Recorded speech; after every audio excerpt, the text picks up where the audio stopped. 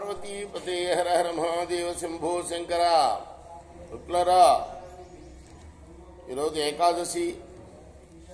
మరి మాఘ పురాణంలో 21వ రోజులో ప్రవేశించాము. మాఘమాసంలో 21వ అధ్యాయం చెప్పుకుందాం. మాఘ పురాణం నుండి 26వ అధ్యాయం, 21 కాదు 26వ అధ్యాయం చెప్పుకుందాం.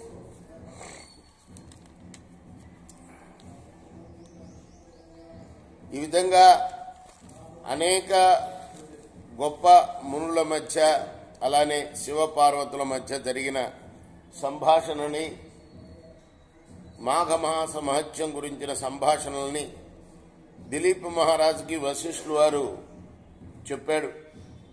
ఆ తర్వాత ఆ రాజు మహర్షి, మీ కృప వల్ల అనేక వృత్తాంతాలని తెలుసుకొని కృతార్థున్నయ్యాను. కానీ ఇంకొక సంశయం ఉన్నది. అదేంటంటే మాఘమాసంలో ఏ ఏ తీర్థాలు దర్శింపాలి అన్నాడు.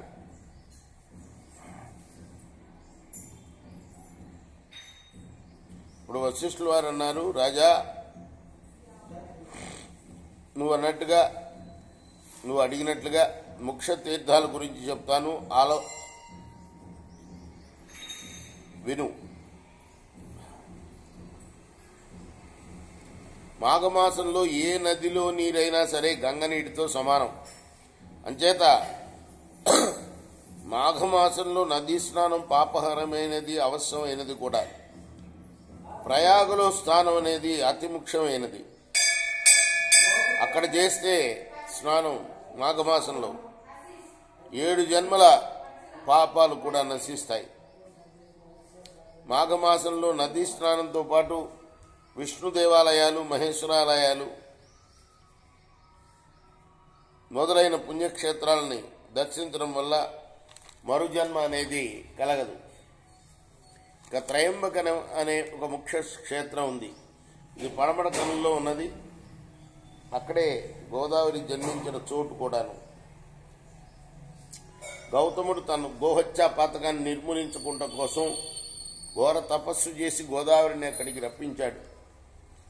ఆ నీటితో పవిత్రుడై ఆ పాపాన్ని, ఆ గోహత్యాపాతాన్ని పోగొట్టుకున్నాడు ఆయన. ఇక 100కు పైగా మహానదులు ఉన్నాయి మన దేశంలో. కొన్ని పేర్లు స్మరించినా సరే ఆ తీర్థాల్లో స్నానం చేసినట్టు, ఆ తీర్థం పక్కనున్న క్షేత్రాల్లో దర్శనం చేసినట్టు అవుతుంది. అవి ఏమిటంటే నందిని, మందాకిని, నలిని, తామ్రపర్ణి, భీమరథి, గంగా, యమున, వేత్రవతి, పంపానది, కృష్ణవేణి, మహేంద్రతనయ, గోదావరి, నర్మదా. వీటిని మహానదులు అంటారు.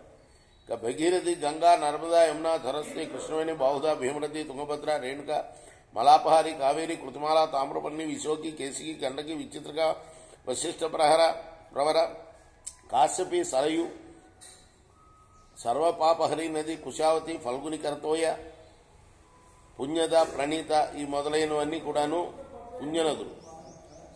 మహానదులు అంటే చిరకాల నుండి ప్రవహించేవి. పుణ్యనదులు అంటే మహాత్ముల యొక్క ప్రయత్నం వల్ల వారి పుణ్యం కొలది ప్రవహించినవి. మహానదులు, పుణ్యనదులు రెండు కూడా విశిష్ట లక్షణాలు కలిగిన విశిష్ట లక్షణాలు కలవి. గంగా, అలానే యమున, ఈ నదులు మహానదులు, పుణ్యనదులు కూడా.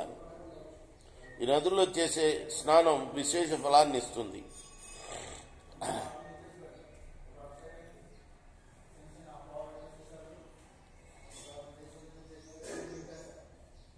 పరంతప నది అనే ఉపనది ప్రవహించే చోట కూడా శివుడు లింగాకారంతో వెలిసి ఉన్నాడు.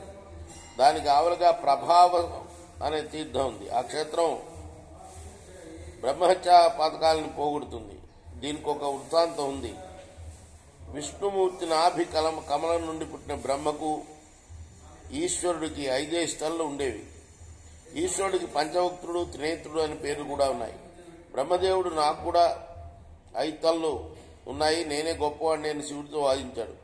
ఇద్దరు గర్వంతో వ్యవహరించినందున చిరికి గానుగాను అయి వారి మధ్య కలహం పెద్దదైంది. చివరికి ఇద్దరు యుద్ధం చేయగా శివుడు బ్రహ్మ యొక్క 5వ తలను నరికివేశాడు. వెంటనే శివుడికి బ్రహ్మహత్యా పాతకం చుట్టుకుంది. శివుడు భయపడి తాను నరికిన బ్రహ్మతలను చేతపట్టుకుని ముల్లోకాలను తిరుగుతుండగా క్రమంగా చేతిలో ఉన్న బ్రహ్మతల ఎండిపోయి పుర్రిగా అయిపోయింది. ఈశ్వరుడు సహజంగా అందమైన వాడు. భిక్షాటనకు వచ్చి భిక్షాందేవి అనగానే గృహిణులు భిక్ష పెట్టుకుని గుమ్మం కడగరాగా శివుని జగన్మోహన ఆకారాన్ని చూసి మోహితులై భిక్ష వేసి శివుని వెంట పోతూ ఉన్నారు. ఈ విచిత్రాన్ని మునీశ్వరులు చూసి కోపం కలవారై తమ భార్యలు శివుని వెంట పోవడం సహించలేక అతనికి పురుషత్వం నశించుడుగాక అని చెప్పించారు. ఈశ్వరుడు కూడా చేయనిది లేక కింద పడిపోయిన ఆ లింగమునందే ఐక్యమైపోయాడు. అలా శివుడు లింగాకారంగా మారినందున అంటే పురుషత్వం అనేది ఆ లింగం కింద పడిపోయిందనమాట. ఈశ్వరుడు అందులోనే ఐక్యమైపోయాడు. కాబట్టి మనం లింగాన్ని పూజిస్తున్నాం అనమాట. లింగాకారంలో ఉంటాడు ఆయన. కోటి సూర్యుల తేజస్సు కలిగి ప్రళయం సంభవించును నా అన్నట్లు భయంకరంగా ఉన్నది. అప్పుడు బ్రహ్మ విష్ణువులు శివుని వద్దకు వచ్చి ఓదార్చి ప్రయాగక్షేత్రానికి తీసుకువెళ్లి అక్కడ శివునికున్న బ్రహ్మత్యాది పాపాలు పోగొట్టారు.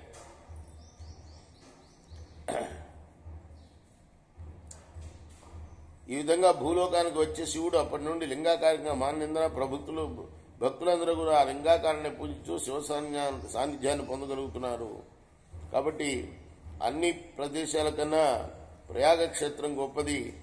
ఈ ప్రయాగక్షేత్రంలోనే శివుడికి చుట్టుకున్న బ్రహ్మహత్యా పాతకం కూడా పోయింది. కాబట్టి అక్కడ శివుడంతటి వాడికి పోయింది.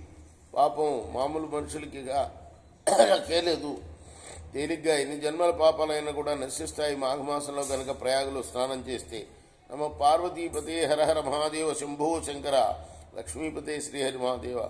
కృష్ణార్పణమస్తు. సాయి కృష్ణార్పణమస్తు. సచ్చిదానంద సద్గురు సాయినాథ్ మహారాజ్ की जय.